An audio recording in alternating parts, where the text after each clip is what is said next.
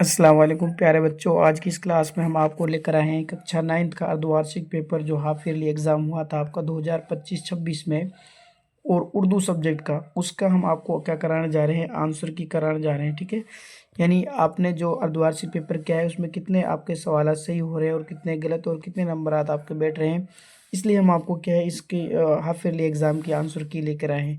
दूसरी बात यह है, जो वार्षिक पेपर होगा आपका, तो उसमें भी क्या है आपको क्वेश्चनों के बारे में पता चल जाएगा, किस तरह नंबर का कितने क्वेश्चन कौन सा नंबर का आता है। और ठीक है, ये सारी चीज़ें आपको किस तरह क्वेश्चन उठते हैं पेपरों में, किस किस तरह का पेपर आता है, ये सारी चीज़ें आपको इस क्लास के अंदर पता चल जाएगी। और नेक्स्ट हम आपको, ठीक है, मॉडल पेपर भी इसी चैनल के ज़रिए आपको 9th और 10th 11th सारे हमने आपको पेपर कराए हैं, यानी प्री वो अर्धवार्षिक भी करा दिए हैं, प्री बोर्ड भी कराए हैं। ठीक है, हाफ ईयरली और ईयरली सारे जो जितने भी उर्दू से रिलेटेड कंटेंट है हम आपको इस चैनल के ज़रिए कराएंगे। ठीक है, जितने भी आपके पेपर होते हैं उर्दू से रिलेटेड, वो इस चैनल पर हम आपको कराएंगे। ठीक है दोस्तों, तो शुरू करते हैं प्यारे बच्चों, इसके सॉल्यूशन की तरफ चलते हैं। ये आप बच्चों के लिए हिदायत होते हैं, जैसे आप देख सकते हैं। ठीक है, इसमें ये भी पता होगा आपको कितने 70 नंबर का आपका पेपर था। ठीक है, टाइमिंग आपको पता है, 3.25 घंटे का आपका ये पेपर होता है। ये सारी चीज़ें आपको इस पेपर के, इस क्लास के ज़रिए आपको पता चलेगा। चलते हैं प्यारे बच्चों पहले सवाल की तरफ। कहानी एहसान का बदला, कहानी एहसान का बदला के मुसन्निफ कौन? तो है आपके डॉक्टर जाकिर हुसैन, जिसमें एक घोड़ा होता है, आपको पता है, उस घोड़े को क्या छोड़ दिया जाता है और वो परेशान होकर एक क्या घंटा को बजाता है। ठीक है, वो सारी कहानी इसमें बयान की गई है। तो इसका ऑप्शन हो जाएगा दोस्तों बी, डॉक्टर जाकिर हुसैन। ठीक है, नेक्स्ट अगला सवाल है प्यारे बच्चों, नज़म बहादुर बनो का शायर कौन है? तो वह है आपके सूरज नारायण मेहर। कौन है? सूरज नारायण मेहर। अख्तर शीरा ने एक देहाती लड़की का गीत लिखा है। ठीक है, तो इसके हो जाएगा दो के ऑप्शन अलिफ, यानी ए इसका सही जवाब हो जाएगा। नेक्स्ट क्वेश्चन है, तिलक चंद महरूम कब पैदा हुए? तो ये हुए थे आपके 1887 में। ठीक है, कब हुए थे? 1887 में पैदा हुए थे, यानी ऑप्शन दो इसका सही जवाब हो जाएगा। नेक्स्ट क्वेश्चन है अगला आपका, मुंशी प्रेमचंद का असल नाम क्या है? तो आपको पता है सबको, मुंशी प्रेमचंद का असल नाम क्या था? धनपत राय। क्या था भाई प्यारे बच्चों? धनपत राय। तो ऑप्शन अलिफ इसका, यानी ए इसका सही जवाब हो जाएगा। ठीक है, ऑप्शन ए। नेक्स्ट क्वेश्चन की तरफ चलते हैं। अगला क्वेश्चन में आपको क्या दिया हुआ है? पैसेज दिया हुआ है, यानी गैरदर्शी, यानी जो आपने पढ़ा नहीं है, अनसीन पैसेज है। और इसी में से बहुत आसान पैसेज आता है, आपको घबराने की जरूरत नहीं। एक बार पैसेज को ढंग से पढ़ ले ध्यान से, फिर उसमें से आप सवाल का जवाब देने की कोशिश करें। जैसे हिंदुस्तान में क्या है, हॉकी का खेल अंग्रेजों के जरिए पहुंचा। 1885 में मुल्क का पहला, ठीक है, पहला हॉकी मकतब कलकत्ता में कायम किया गया था। मकतब यानी मदरसा, यानी स्कूल। ठीक है, मकतब कहते हैं मदरसा स्कूल को। नेक्स्ट, हिंदुस्तान ने पहली दफ़ा 1928 के ओलंपिक खेलों में क्या है, हॉलैंड को क्या है, हॉलैंड को फाइनल में हरा करके हॉकी में तलाई तगमा हासिल किया था। तलाई तगमा यानी मेडल। ठीक है, इसके बाद तकरीबन 40 साल तक हिंदुस्तानी टीम हॉकी के खेल में सारी दुनिया पर क्या है, छाई रही। अब देखते हैं इसमें क्वेश्चन क्या पूछा गया है। क्या है, इस इक्तिबास का मुनासिब उन्वान लिखिए। तो ठीक है, क्या है, हॉकी का खेल। ठीक है, क्या हो जाएगा? हॉकी का खेल। ठीक है, खेल से, खेल की अहमियत या हॉकी का खेल। ठीक है, इस तरह। नेक्स्ट है, हिंदुस्तान में हॉकी का खेल किन के ज़रिए पहुंचा था? तो दोस्तों किन के ज़रिए पहुंचा था? ये आपके अंग्रेज़ों के ज़रिए। ठीक है, हिंदुस्तान में हॉकी का खेल अंग्रेज़ों के ज़रिए पहुंचा था।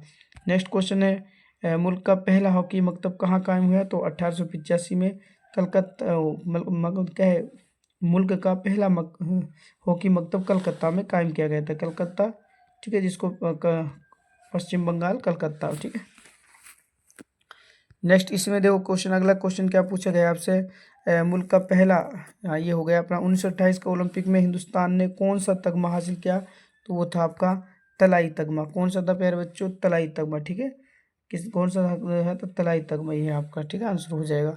नेक्स्ट उसके बाद हम बात करते हैं, ये आपके चारों क्वेश्चन हो गए हैं। नेक्स्ट क्वेश्चन क्या कह रहा है, इसमें नकरे, इसमें मार्फा को मिसालों के साथ लिखिए। ये दोस्तों इसम के प्रकार हैं। ठीक है, क्या है, ये इसम के प्रकार हैं। इसम कैसे, किसी शख्स, जगह, चीज़ के नाम को इसम कहते हैं। और इसम के दो प्रकार है, इसमें नकरा, इसमें नकरा को इसमें आम कहते हैं। ठीक है, और इसमें मार्फा को इसमें खास कहते हैं। ठीक है, ये दूसरे नाम है, इसको याद रखें। सबसे पहले बात कर लेंगे, इसमें नकरा क्या है, वो आम नाम जो ठीक है, किसी शख्स या जगह का आम नाम को क्या कहते हैं, इसमें नकरा कहते हैं या इसमें आम कहते हैं। इसमें मार्फा वो या किसी खास नाम को या कोई शख्स का हो, जगह का, उसको क्या कहते हैं, इसमें मारिफ यानी इसमें खास कहते हैं। मिसाल तौर पर मैं कह दूं महल, ये तो आम हो जाएगा, इसमें नकिरा हो जाएगा। और मैंने कह दिया ताजमहल, ये क्या हो जाएगा प्यारे बच्चों, ये आपका इसमें खास हो जाएगा, इसमें मारिफा हो जाएगा। नेक्स्ट चलते हैं हम अगली आपके ग्रामर से जो सवाल आए हैं। फ़ेल की तारीफ के ज़माने के लिहाज से फ़ेल के अक़साम। तो देखो दोस्तों, फ़ेल कहते हैं किसी भी वो लफ्ज़ जिससे किसी काम का करना हो या होना पाया जाए, वो लफ्ज़ जिससे जिससे किसी काम का करना या होना पाया जाए, उसे क्या कहते हैं फ़ेल। जैसे खाना, दौड़ना, सोना, रोना, ठीक है, ये हंसना, ये सब क्या है आपकी फ़ेल हो जाएंगी। अब पूछा है किसके लिहाज से प्रकार पूछे, ज़माने के लिहाज से। तो 3 प्रकार होते हैं। एक तो होता है फ़ेल हाल, दूसरा फ़ेल माजी, तीसरा फ़ेल मुस्तकबिल। क्या होता है भाई, फ़ेल मुस्तकबिल, ठीक है। अब इसमें लिख सकते हैं फ़ेल हाल किसे कहते हैं, फ़ेल माजी यानी मौजूदा ज़माने में जो काम किया जाता है उसको फ़ेल हाल कहते हैं।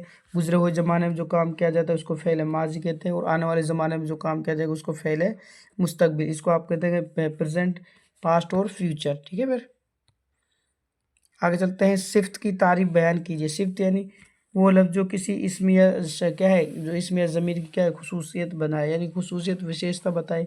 वो लफ्ज़ जो किसी इसम या ज़मीर की, इसम या किसकी भाई, ज़मीर की क्या बताए, खुसूसियत बताए, उसे क्या कहते हैं, सिफ्त कहते हैं। जैसे जिसे लिखेंगे ज़हन बालक, ठीक है, ज़हन यानी होशियार बालक, ठीक है, काला आदमी, ठीक है, गर्म पानी, ये सब क्या हो जाएंगे आपकी सिफ्त के मिसाल हो जाएंगे, एग्जाम्पल हो जाएंगे। नेक्स्ट क्या पूछा है, ज़मीर किसे कहते हैं, इसके कितने अक़साम होते हैं। तो प्यारे बच्चों, ज़मीर कहते हैं, आप कह सकते हैं हिंदी में सरनाम को, किसको कहेंगे, सरनाम को। तो वो लफ्ज़ जो इसम की जगह, वो लफ्ज़ जो इसम की जगह इस्तेमाल हो उन्हें क्या कहेंगे भाई, ज़मीर। जैसे मिसाल लिख लेंगे, हम, तुम, मैं, वो हो, सब क्या हो जाएंगे आपके ज़मीर के क्या हो जाएंगे भाई, मिसाल हो जाएंगे। इसकी कितने अक़साम है, तो ज़मीर की कितनी 5 अक़साम है। ज़मीर शख्सी, ज़मीर मौसूला, ज़मीर इस्तिफ़ामिया, ज़मीर तनकीर और ज़मीर इशारी। इस तरह इसकी कितनी किस्में हैं, 5 किस्में हो जाएंगी आपकी, ठीक है। नेक्स्ट चलते हैं, दे गए अल्फाज के मुतज़ाद लिखे, यानी आपको विलोम शब्द लिखना है। खुशी का क्या हो जाएगा, गमी या गम, ठीक है। ज़िंदगी का क्या हो जाएगा, मौत, ज़िंदगी का क्या हो जाएगा प्यारे बच्चों, मौत हो जाएगा। नेक्स्ट अगले सवाल की तरफ चलते हैं, नीचे दिए हुए लफ्ज़ अल्फाज के मुतरादिफ लिखे, यानी मुतरादिफ कहते हैं पर्यायवाची। आराम का क्या हो जाएगा, सुकून, क्या हो जाएगा भाई, सुकून, चैन। पानी का हो जाएगा आब, जल, ठीक है, नीर, इस तरह लिख सकते हैं ना। नेक्स्ट चलते हैं अगले सवाल की तरफ, नीचे लिखे अल्फाज के मुज़क्कर और मुअन्नस लिखिए। मुज़क्कर मुअन्नस होता है स्त्रीलिंग और पुल्लिंग, ठीक है, स्त्रीलिंग और पुल्लिंग होता है। मुअन्नस को कहते हैं स्त्रीलिंग और पुल्लिंग कहते हैं मुज़क्कर को। अब देख लीजिए आप, मर्द का क्या हो जाएगा, औरत, मर्द का क्या हो जाएगा, औरत। बकरा का क्या हो जाएगा, बकरी हो जाएगा। क्या हो जाएगा प्यारे बच्चों, बकरी हो जाएगा। नेक्स्ट चलते हैं अगले सवाल की तरफ, नीचे लिखे हुए लफ्ज़ों के वाहिद जमा बनाइए। तो वाहिद कहते हैं एक वचन को, वाहिद क्या होता है, एक वचन होता है। और जमा होता है बहुवचन, क्या होता है भाई, बहुवचन, ठीक है। तो आप आसानी से कर सकते हैं। आपको क्या पूछा है, जमा पूछा है। खत की जमा क्या हो जाएगी, खत का बहुवचन हो जाएगा खुतूत, ठीक है। और हरूफ की क्या हो जाएगा, हुरूफ, क्या हो जाएगा, हुरूफ या हरूफ, ठीक है। नेक्स्ट चलते हैं अगले सवाल की तरफ, नीचे लिखे मुहावरों के मतलब लिखिए। तो नाक कटना यानी इज्जत, बेइज्जत होना, नाक कट गई भाई, बेइज्जत हो गया, ठीक है, या नाक कटना, बेइज्जत होना। दूसरा है बाग बाग होना, बहुत खुश होना। बाग बाग होना क्या है भाई, बहुत खुश होना, ठीक है, बहुत खुश होना। नेक्स्ट क्या दिया हुआ है, नीचे लिखा हुआ इक्तिबास की तसरीह शाक़ सबाक़ के हवाले से कीजिए, यानी यहाँ की इक्तिबास दिया हुआ है आपको पैसेज, इसकी क्या करनी है आपको, तसरीह करनी है, प्रसंग व्याख्या लिखनी है, ठीक है। या फिर दोनों में से आप एक कर सकते हैं। देखो इसमें क्या करना है, सबसे पहले आपको हवाला लिखना है। हवाले में आपको क्या लिखना है, ये पैसेज बताना है किस सबक से लिया गया है और इसके मुसन्निफ़ कौन है, और इसके क्या है भाई, मुसन्निफ़ कौन है इसके, ठीक है, ये चीज़। फिर उसकी आप व्याख्या करेंगे, तशरीह लिखेंगे।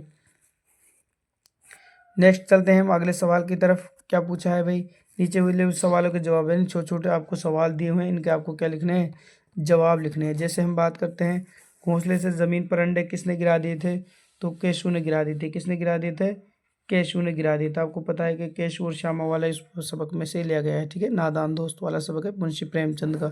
नेक्स्ट, कंगारू अपने पेट पर बनी थैली से क्या काम करता है, यानी इसमें अपने बच्चे को रखता है, ठीक है। वो अपने बच्चे को रखकर उसको रखता है सुरक्षित, अपने बच्चे को सेफ रखता है ना।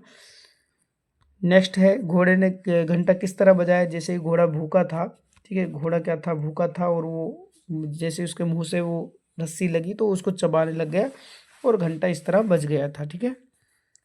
नेक्स्ट है डाकुओं ने दुकानदार पर हमला क्यों किया, ठीक है, किसके हमले, भाई माल यानी पैसे हड़पने के लिए, ठीक है, पैसे छीनने के लिए, या उसको क्या है उससे माल छीनने के लिए किया था ना। नेक्स्ट है लड़के का गीत, लड़की के गीत गाते हुए किस तरह का माहौल था, बकरियों के मेमे की आवाज़ आ रही थी, ठीक है, बरसात का मौसम था, ठंडी हवाएं चल रही थी, ठीक है, ये सारी बातें आप इसमें लिखेंगे, ठीक है। यानी खुशगवार मौसम था, घटाएं छाई हुई थी, ये सारी, और बच्चे की मेमे की आवाज़ आ रही थी, है ना, बकरी के बच्चों की मेमे की आवाज़ आ रही थी। नेक्स्ट है पेट भरने के बाद शेर क्या करता है, भाई शेर आराम करता है, क्या करता है, शेर आराम करता है। नेक्स्ट मोलाबक्स के पास बच्चे क्यों आते थे, यानी वो मोलाबक्स उसको क्या करता, चिड्डी देता था, उनको लिए क्या देता था, चिड्डी देता था, और गन्ने खिलाता था, क्या खिलाता था भाई, गन्ने, ठीक है, इसलिए बच्चे क्या, और वो अपना मोलाबक्स है अपने खाने में से बच्चों को खिलाता था। नेक्स्ट नीचे लिखे हुए सबक का खुलासा लिखे, यानी आप कोई दो सबक दे रखे हैं, चाहे बहादुर शाह का हाथी या फिर एक देहाती लड़की का गीत, इनमें से एक आपको क्या लिखना है, खुलासा यानी सारांश, यानी ये सबक ने आपको, इस सबक में आपको क्या समझ में आया, या ये सबक आपसे क्या कहना चाहता है। जैसे बहादुर शाह का हाथी क्या है, मीर बाकर अली देहलवी ने लिखा है, एक देहाती लड़की का गीत किसने लिखा है, एक नज़म है जो अख्तर शीरानी ने लिखी है। नेक्स्ट चलते हैं अगले सवालों की तरफ। हालात ज़िंदगी बयान कीजिए, यानी आपको जीवनी लिखनी है शायर की, मुसन्निफ या शायर की क्या लिखनी है, आपको जीवनी लिखनी है, यानी किसी एक पर, या तो आप मुंशी प्रेमचंद के ऊपर लिख सकते हैं या डॉक्टर जाकिर हुसैन के ऊपर लिख सकते हैं। सभी हमने पढ़ा था मुंशी प्रेमचंद का नाम धनपत राय था, ठीक है, 1880 में पैदा हुए थे, बनारस के गांव लम्ही में पैदा हुए थे, ठीक है। नेक्स्ट है आपको नीचे लिए हुए सवालों के जवाब देखिए। इज्जत के काबिल कौन है, इज्जत के काबिल बस वो इंसान है जिसका क्या है, कार्यनुमा, जिसका काम हो, जिसका नेकी काम यानी नेकी, कार्यनुमा यानी अच्छा काम हो, बस सिंपल लिख सकते हो, जिसका काम क्या हो, अच्छा हो, जो अच्छे काम करता हो। नेक्स्ट नज़म में इल्म की अहमियत किस तरह जाहिर होती है, ठीक है, ये सवाल आपको, जैसे दुनिया में इज्जत का सेहरा किसके सर बनता है, जो पढ़ा लिखा इल्म वाला है। नज़म हिंदू मुसलमान का शायर कौन है, त्रिलोकचंद मोहर, कौन भाई, त्रिलोकचंद मेहरून, ठीक है। इस तरह ये आपको सवालात करने हैं। एक और आगे पूछा है, नज़म में घास ने पौधे से क्या कहा, आपको पता है क्या कहा था, कि भाई आप कितनी इज्जत करते, देख रेख करते, और मुझे कोई भी जानवर आता है खा के चला जाता है और मुझको उखाड़ के फेंक दिया जाता है। लड़की गमगीन में क्यों गा रही थी, शायद उसको क्या है, अपने माँ बाप की याद आ रही थी, या फिर अपने गाँव के अपने परिवार की, यानी आई, क्योंकि वो घर नहीं उसका ससुराल था, इसलिए उसको उसके माँ बाप की याद आ रही थी, इसलिए वो गमगीन में गा रही थी। पौधे पर इनायत की नज़र होने से क्या मुराद है, क्योंकि पौधा क्या है, हमें छाएँ फल वगैरह देता है, इसलिए हम पौधे की क्या रखते हैं, देख रेख ज़्यादा करते हैं। नेक्स्ट है अगला क्वेश्चन, नीचे देखो नज़म का अशार की तसरीह, शाख सबा की आपको नज़म दिया हुआ है, इसकी आपको हवाला और तसरीह लिखनी है, ठीक है, शाख सबा के साथ, यानी कि इस नज़म के शायर कौन है और इस नज़म में क्या कहा गया है, ठीक है। नेक्स्ट है किसी एक नज़म का खुलासा शायर के हवाले के साथ लिखिए, जैसे हिंदू मुसलमान है, या एक पौधा और घास है, ठीक है, तो इनमें से आपको इनका कोई एक का क्या लिखना है, सारांश लिखना है, यानी नज़म क्या कहना चाहती है, ठीक है। उसके बाद चलते हैं किसी एक शायर की हालत ज़िंदगी, यानी एक इस्माइल मेठी या फिर त्रिलोकचंद मेहरून में से आपको लिखना है। नेक्स्ट क्वेश्चन, अपने स्कूल के हेडमास्टर साहब को एक दरख्वास्त लिखे जिसमें स्कूल फीस माफ़ कराने का जिक्र किया गया, यानी आपको क्या लिखना है भाई, एक एप्लीकेशन लिखनी है, क्या लिखनी है, एप्लीकेशन, और एप्लीकेशन भी आपको किस पे लिखनी है, एप्लीकेशन लिखनी है आपको किसके लिए, फ़ीस माफ़ी के लिए, किसके लिए लिखनी है, फ़ीस माफ़ी के लिए लिखनी है, ठीक है। बाखिदमत जनाब प्रिंसिपल है तो क्या लिखेंगे, बाखिदमत जनाब हेड मास्टर साहिब, ठीक है। फिर स्कूल का नाम लिखेंगे, फिर आप विषय लिखेंगे, विषय को कहते हैं बाबत, क्या कहते हैं प्यारे बच्चों, विषय को बाबत कहते हैं, ठीक है। फिर उसके बाद अपनी वजह बयान करेंगे, और फिर उसको एक मुअद्दबाना गुजारिश है कि मेरे वालिद का एक मजदूर है, किसान है, इसलिए वो फ़ीस अदा नहीं कर सकते। लास्ट में आपका फर्मा बरदार, और यहाँ फिर आप क्या लिखेंगे, अल आरिज़ यानी अर्ज़ करने वाला, फिर लास्ट में नाम और दर्जा, इधर आप तारीख लिख देंगे। इस तरह कंप्लीट मुकम्मल आपको दरख्वास्त लिखनी है, जो कि आपके कितने नंबर के प्यारे बच्चों, 6 नंबर की है। लास्ट में सवाल में आपका क्या है, लास्ट सवाल आपके लिए है अपनी बहन की शादी में शिरकत करने के लिए अपने दोस्त को खत, या तो आप खत लिखेंगे या फिर आपको क्या लिखना है, दरख्वास्त लिखनी है, एप्लीकेशन। लास्ट क्वेश्चन है, मजमून लिखिए किसे पर, यानी आपको निबंध लिखना है। मजमून कहते हैं निबंध को, क्या है भाई निबंध। और आपका निबंध कितने नंबर का है, 7 नंबर का। यानी आप ईद पे लिख सकते हैं या फिर दशहरा मेला पे लिख सकते हैं, ताजमहल के शेर, योम आज़ादी। योम आज़ादी यानी 15 अगस्त, ठीक है, 15 अगस्त पे। इनमें से आप चारों में से आसानी से एक लिख सकते हैं। तो प्यारे बच्चों, ये हमने आपको आज क्या कराया, कक्षा 9वीं का हाफ ईयरली एग्जाम 2025-26 में हुआ था, उसको हमने पेपर का सोल्यूशन कराया है। नेक्स्ट क्या है, हम आपको मॉडल पेपर भी डालते रहते हैं, 10th क्लास 12th क्लास सबके सारे मॉडल पेपर और हाफ ईयरली एग्जाम और ईयरली सारे उर्दू से रिलेटेड कॉन्टेंट इसी चैनल के जरिए आपको मिलते रहेंगे। तो आप कमेंट में बताएं और सब्सक्राइब चैनल को करें, और कमेंट में आप बताएं, ठीक है, किस तरह आपको एडवाइस हो तो वो भी बता सकते हैं। कोई और मॉडल पेपर आपको चाहिए तो उसके लिए भी आप कमेंट में बताएं।